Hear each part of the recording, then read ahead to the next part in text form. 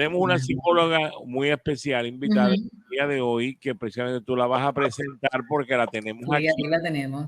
Y estamos hablando de la violencia doméstica, estamos hablando, hemos venido hablando en nuestros programas de los suicidios entre la juventud, que desafortunadamente vemos tantos suicidios a la gente joven. Hay muchas cosas que queremos comenzar por preguntarle a ella. Bienvenida, Cristina. Gracias por estar con nosotros en esta tarde. Muchas gracias por la Y de invitación. nuevo, a nombre de todos los oyentes, pues bienvenida aquí al área de la Bahía de Tampa y Miami, y donde quiera que ven fabulosa. Vamos a empezar por esto, los suicidios. ¿Por qué tanto suicidio entre la juventud? Bueno, no podemos dejar de lado en este análisis que evidentemente estamos pasando tiempos muy conflictivos, que antes de esta pandemia existía ya una gran ansiedad, particularmente entre los jóvenes, porque las redes sociales nos proponen en esta posmodernidad una vida absolutamente rápida, que nuestro cerebro y particularmente el cerebro de los jóvenes no lo tolera muy bien. Entonces hay grandes desajustes psicológicos ya previos a la pandemia.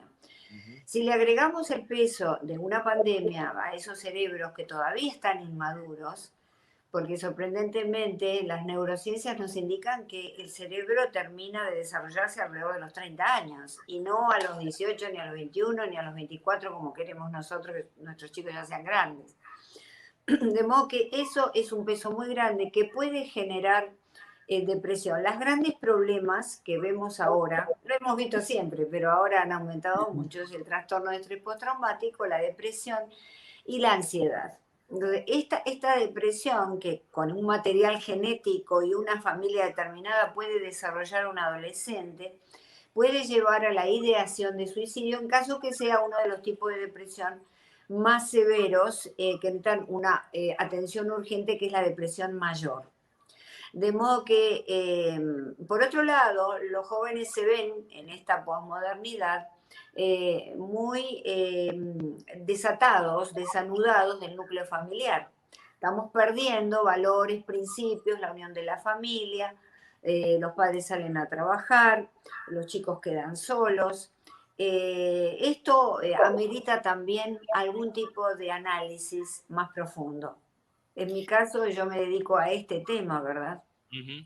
Bueno, buenas tardes, doctora. Buenas tardes. Y Jorge, de verdad que es un placer tener a la psicóloga Cristina Balinotti, quien además es escritora, es especialista en psicología social y familiar y es también, siempre está muy vigente en muchísimos programas de radio y televisión y ha sido premiada por eso. De verdad, un honor tener con nosotros a la psicóloga Cristina Balinotti. Y Cristina, quisiera pues tocar el tema de las escuelas. Hoy las escuelas están sufriendo un gran impacto junto a sus niños, junto a sus jóvenes, también a los maestros, que hay muchos que están desertando debido a esta situación de salud mental. Se habla de que es necesario tener más psicólogos en nuestras escuelas. Hay padres que a veces se quejan que quizás los psicólogos en nuestras escuelas con la deserción escolar no están llevando la función que se necesita. ¿Qué nos puede decir con respecto a esto, con respecto a la información de lo que hoy está pasando específicamente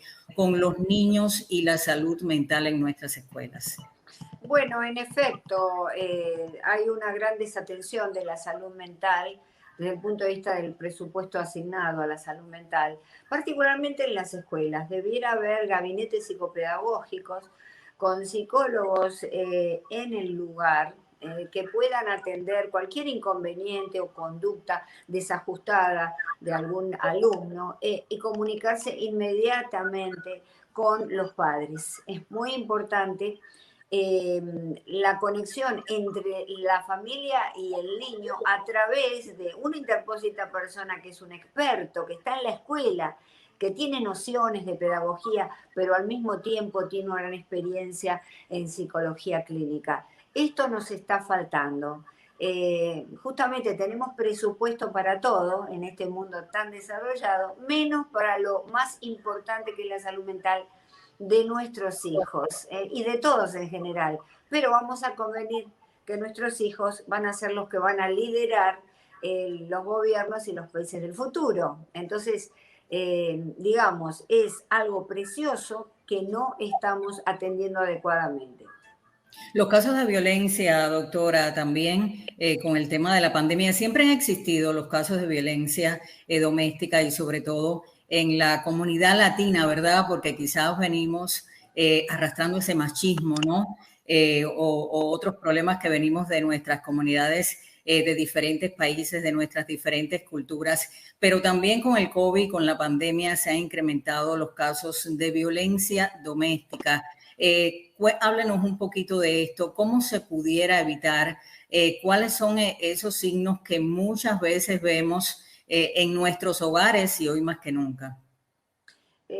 Bueno, si nosotros estamos transcurriendo una relación con una pareja abusiva, verbalmente, físicamente, de toda clase de abusos, porque también, por ejemplo, la indiferencia es un tema aparte, pero también se está considerado abuso. Debemos sospechar que en un encierro forzado, en una pandemia o bajo la presión de esta pandemia, presión psicológica, esos casos se van a agudizar. Inmediatamente entonces tener que ir a hablar con un psicólogo, con un profesional de la salud mental, hablarlo con un familiar, con un amigo primero para que nos dé la mano y nos pueda llevar a pedir ayuda. No quedarse, es muy difícil hacerlo porque la víctima que sufre violencia doméstica, y vamos a convenir que violencia doméstica es un gran paraguas en el que se incluye la violencia de pareja, digamos, ¿no? Pero hay violencia contra los niños, contra los ancianos y demás. Entonces, tenemos que poder de alguna manera buscar esa ayuda importante para poder, digamos, superar el tema de la violencia doméstica. Lo que ocurre es que las víctimas sufren lo que se denomina indefensión adquirida, y es decir, tienen esta sensación profunda y que ya no sirven para nada, que ellas solamente pueden ser víctimas. ¿Por qué? Porque muy probablemente el maltratador, la pareja, les ha hecho creer todo esto. No, y también, Jorge, quiero decirte que la psicóloga Cristina Balinotti es fundadora de la Universidad de la Familia, ¿verdad? Y que fundó esta universidad y quisiéramos que hablara también un poquito del trabajo que ella realiza con su universidad y con todos sus estudiantes. Adelante, adelante, ¿cómo no? Bueno, lo que estamos dando en estos momentos son clases online por razones de la pandemia, y además todas las intervenciones mías están orientadas en los medios de comunicación, orientadas a formar parte del material pedagógico de este programa. Es un programa de 45 semanas, 5 módulos y 3 niveles, para enseñarnos la cosa más importante que existe en nuestra vida, que es ser padres. Cuando tenemos hijos podemos elegir no tenerlos y está muy bien porque nos dedicamos a nuestra profesión.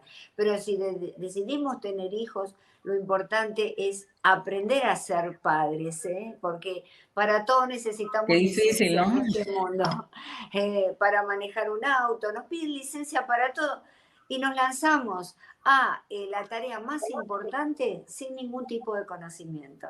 Entonces, en este sentido, la Universidad de la Familia es precursora de una nueva visión de la familia, que tiene que ser la familia formada, no solo informada, sino formada, con un grado determinado, con un curso largo, que nos sirva a nivel universitario, pero simple. El nivel universitario está mencionado por cuanto debemos darle categoría a esto. Tenemos que darle algo importante. No aprendemos a ser padres con unos cursos aislados o unos libros que leemos. Entonces, esto viene a ser algo, es un sueño que esperemos que en el futuro esté apoyado por instituciones de acá de la Florida. ¿Qué consejo le da usted a los padres y a los hijos, a los padres y a los hijos, de que todavía a pesar de los años, a pesar de que ya son grandes, mantienen pues en la lejanía inclusive odio contra los padres o tienen un rencor guardado en sus almas? y no perdonan. Sabemos que existe mucha división entre padres e hijos hoy en día y entre familias. ¿Qué consejo le daría a ustedes a esa familia, a esos hijos que guardan ese pedazo de rencor en su corazón? Bueno, dos cosas. Primero, los hijos no nacen del aire, nacen dentro de una dinámica familiar, de una familia. Entonces, cuando nosotros queremos saber, y muy rápidamente decimos, me salió mal, qué ingrato que es mi hijo, cómo me trata. Debemos hacer un mea culpa y ver qué fue lo que nosotros hicimos con él o con ella, de qué manera lo criamos, para que ese niño pueda de pronto tener algo así como un rencor o un rechazo de los padres. Es muy importante el mea culpa, porque si no, nosotros parecemos como personas perfectas y nuestros hijos son los imperfectos que conocen todos nuestros errores. Recordemos nuestra relación con nuestros padres, recordemos nuestra adolescencia. Eso es muy importante y sobre todo la crianza de nuestros hijos en los primeros años. Magnífico, muy bueno. Cualquier persona que necesite ayuda, que necesite consejos, que esté pasando por problemas, una vez más, volvemos al suicidio, porque sabemos que la juventud nos necesita mucho en este momento. Ve a alguien que da pues indicio de que un joven que va a suicidarse, etcétera. ¿A dónde puede llamarla para consejos? Antes que nada, decir que alguien que dice que se va a suicidar, no es que, bueno, el que perro que ladra no muerde, no, en realidad puede llegar a suicidarse, entonces vamos a atenderlo. Pueden escribirme a balinotti.com en mi website o dejarme un mensaje también en unifamilia.com, que es mi canal de YouTube.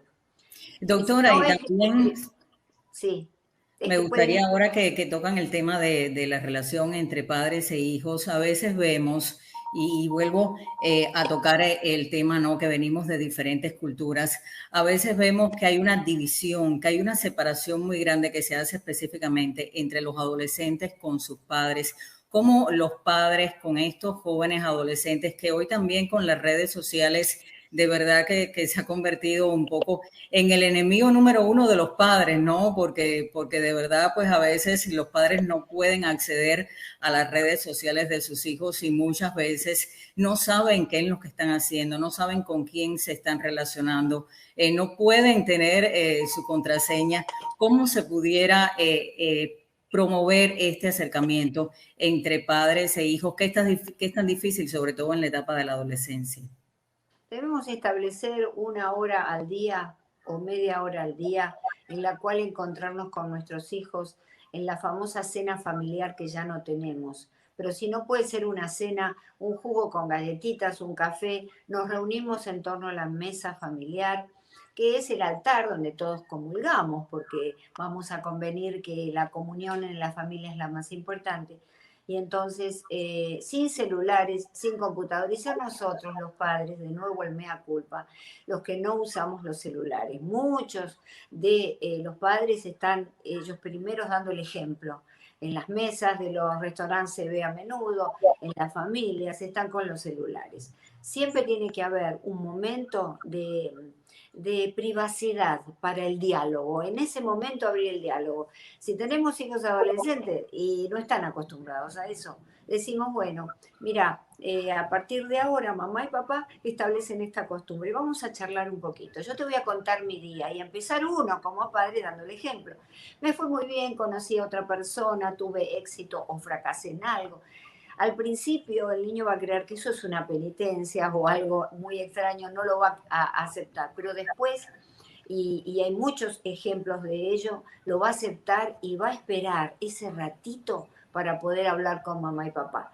El diálogo tiene que compensar esta falta de contacto humano que estamos teniendo en las familias. Y recordar fundamentalmente que el adolescente necesita enfrentarse al padre y a la madre para encontrar su propio camino, su propia voz.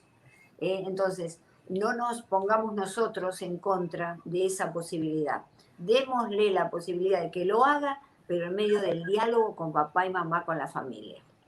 ¿Qué le diría usted a las personas que se viran hacia las redes sociales? Por ejemplo, sabemos que lo que pasó el 6 de enero, esta invasión a nuestro Capitolio, que es sagrado, y entraron tantos locos a romper y a querer matar y todo eso. Vemos en las redes pues mensajes de locos, gente loca que usted lo ve y dice, Dios mío, pero ¿cómo pueden comentarme esto si esto es una locura? ¿Qué le diría a usted a las personas que todavía están cuerdas, que se viran hacia las redes, ¿no? Bueno, en principio que hay cambios fisiológicos por el hecho de estar permanentemente pegado al celular, cambios en nuestro cerebro, inclusive conlleva muchos problemas físicos, ¿verdad? El hecho de estar constantemente con la cabeza agacha mirando esos celulares. Lo que le tengo que decir es que lo más importante es el diálogo en la familia. Las redes sociales son muy útiles y debemos utilizarlas para trabajar, pero no para conectarnos con gente que no conocemos, para aceptar estos desafíos y estos retos virtuales, más allá del asalto al Capitolio, los retos y desafíos en donde de pronto hay que lanzarse con el vehículo a toda velocidad, hay que hacer locuras. Bueno, esta posmodernidad lamentablemente es una época de instantaneidad, de locura, de hacer las cosas, digamos, más arriesgadas y además de no ser profundos. Todo tiene que ser muy superficial, muy instantáneo. Entonces, vamos a a contrarrestar esto con el diálogo. No podemos evitar salir de la época en la que estamos. De hecho, las redes sociales permiten que nosotros hagamos un programa, permiten muchas cosas. Pero, digamos, no hay que demonizarlas, pero sí, digamos, ponerle el equilibrio. Como decían los griegos, nada con exceso. Y nosotros, una cultura que surge de los griegos, no aprendimos todavía esa máxima, nada con exceso. Vamos al término medio en todo. Se quitan la vida o de buenas a primeras tienen grandes problemas de salud mental, decimos, pero ¿cómo puede suceder? Y de verdad que no lo entendemos y son casos que debemos analizar y mucho más con la psicóloga experta en psicología social y familiar, la señora Cristina Balinotti, y por supuesto que se acerquen a la Universidad de la Familia, ¿no? Que precisamente es lo que hace tanta falta en el seno de la familia, que se unan. Se matan y dejan una niña acabada de nacer. Algo increíble, pero estas cosas están pasando, ¿no, doctora? Por supuesto, lo que sucede es que, mira, muy atrás en el tiempo, cuando dejamos o éramos homínidos, la manera de sobrevivir nuestra fue la unión, la comunicación, los proyectos en la familia o en las comunidades. La primera familia humana fue una comunidad liderada por un hombre, un macho salvaje, pero estaban todos en relación. Todas las otras formas de familia que se fueron dando también. Hemos perdido la comunicación, el calor, el abrazo, la palabra, solamente nos comunicamos interponiendo un celular, una pantalla, cuya luz, por otro lado, no nos hace nada bien. Pero quiero decir que en la medida en que nosotros no pertenezcamos al grupo de la familia, que la familia esté bien insertada dentro de un grupo de amigos en la sociedad, vamos a ser como hebras sueltas de un tejido, los puntos de un tejido que se van saliendo. Y esto es lo que lleva a las personas al suicidio. Esta falta de humanidad, del sentido de la humanidad que estamos perdiendo. Bueno, muchísimas gracias a la psicóloga Cristina Balinotti. Un placer compartir con ella, compartir todos sus conocimientos, toda su información tan valiosa. Así que, doctora, en cualquier otra oportunidad, pues la tendremos nuevamente